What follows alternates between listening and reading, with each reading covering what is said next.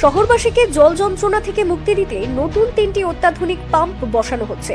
মঙ্গলবার এক সংক্ষিপ্ত অনুষ্ঠানের মাধ্যমে ভূমিপূজন ও ভিত্তিপ্রস্তর স্থাপন করা হয় পুর নিগমের পূর্ব জোনের 25 নম্বর ওয়ার্ড এলাকার দেবেন্দ্র রোড স্থিত ধলেশ্বরের নবনির্মিত পার্কের।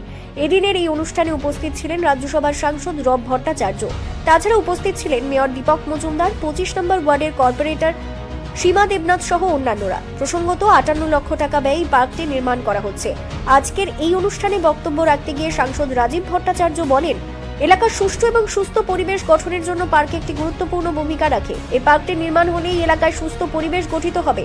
এই এলাকার জনগণ দীর্ঘদিন ধরে যার জন্য অপেক্ষা করছে, নাগরিক পরিষেবা প্রদানের জন্য প্রতিটি কর্পোরেটর অক্লান্ত পরিশ্রম করে চলেছে। এজন্য তাদেরকে এদিন তিনি ধন্যবাদও জ্ঞাপন করেন। মেয়র বলেন, সুন্দর পরিচ্ছন্ন আধুনিক আগরতলা তৈরি করতে বিগত 4 বছর ধরে কাজ করে চলেছে পুর নিগম। নতুন রাস্তা তৈরি করা, পুরনো রাস্তা সংস্কার করা এবং পার্ক সহ পুকুরগুলির সৌন্দর্য বৃদ্ধি করার চেষ্টা করে চলেছে নিগম।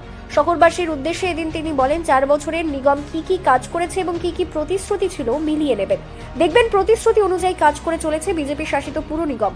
আগরতলা শহরবাসীকে জল যন্ত্রণা থেকে 80% মুক্ত করতে পেরেছে নিগম। আরও নতুন 3টি আধুনিক পাম্প আগরতলা শহরে বসানো হবে। তাহলে 100%ই জল যন্ত্রণা থেকে মুক্ত পাবে আগরতলা শহরবাসী। স্বচ্ছ পানীয় জল সরবরাহ করার ব্যবস্থা করা হয়েছে। কিছু কিছু বাড়ি এখনো বাকি আছে। আগামী 1 বছরের ভেতর বিশুদ্ধ পানীয় জল প্রতিটি বাড়িতে পৌঁছে দেওয়া হবে। যে সকল পার্কগুলি সংস্কারের অভাবে পড়েছিল এবং নেশার আখড়ায় পরিণত হয়েছিল, সেগুলিকে সংস্কার করায় হাত দেওয়া হয়েছে। পাশাপাশি নতুন নতুন পার্ক তৈরি করা হয়েছে ধলেশ্বর দেবেন্দ্র রোডে। এই জায়গাটি পরিত্যক্ত অবস্থায় পড়েছিল। এলাকাবাসী দাবি করে এখানে একটি পার্ক নির্মাণ করায় সেদিকে লক্ষ্য রেখে এই পার্কটি নির্মাণ করা হচ্ছে। প্রায় 60 লক্ষ টাকা ব্যয়ে পার্কটি নির্মাণ হলে এলাকাবাসী পার্কটি ব্যবহার করতে পারবে। 6 মাসের ভেতরে যেন কাজ সম্পূর্ণ হয় সেটাকে লক্ষ্য রেখে আজ থেকেই শুরু হবে কাজ। আগরতলা থেকে সুব্রত দের রিপোর্ট, ত্রিপুরা টিভি। আগরতলা শহরকে নতুনভাবে এই শহরবাসীকে আগরতলা পৌর নিগমের পক্ষ থেকে সুন্দর পরিচ্ছন্ন আধুনিক এবং বিজ্ঞানসম্মত ভাবে নাগরিক পরিষেবা প্রদান করার ক্ষেত্রে আমরা বিগত 4 বছর ধরে আমরা কাজ করে যাচ্ছি।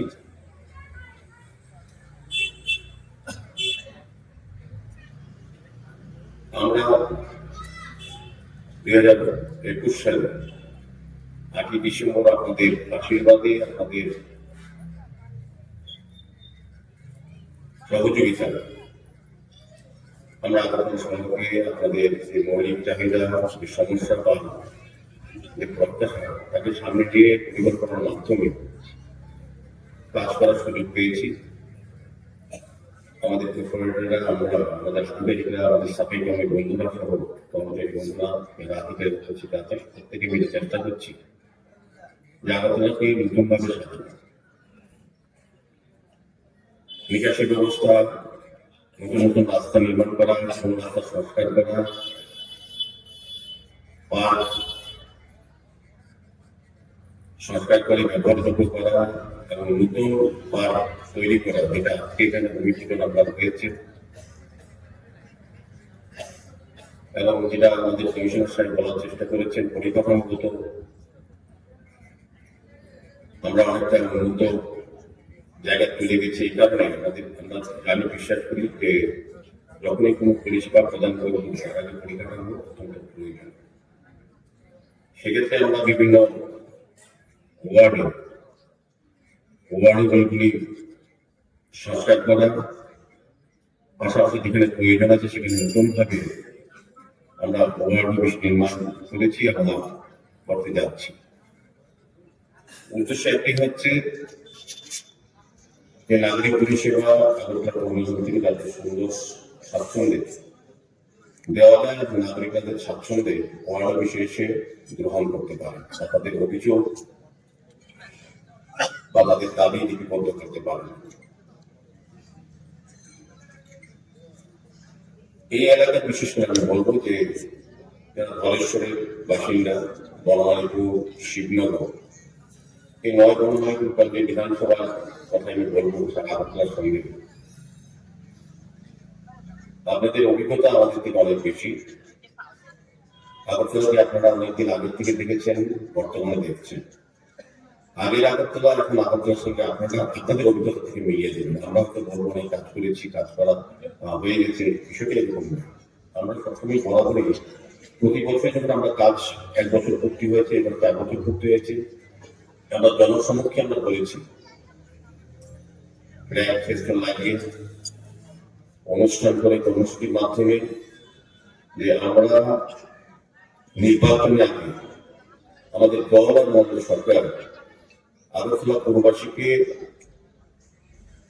তাদের উন্নয়নের জন্য আমরা কি কি প্রতিশ্রুতি দিয়েছিলাম, আর এই 4 বছর আমরা কতটা বাস্তবায়িত করতে পেরেছি, এটা আমাদের অভিজ্ঞতা নিরিখে মিলিয়ে নেন।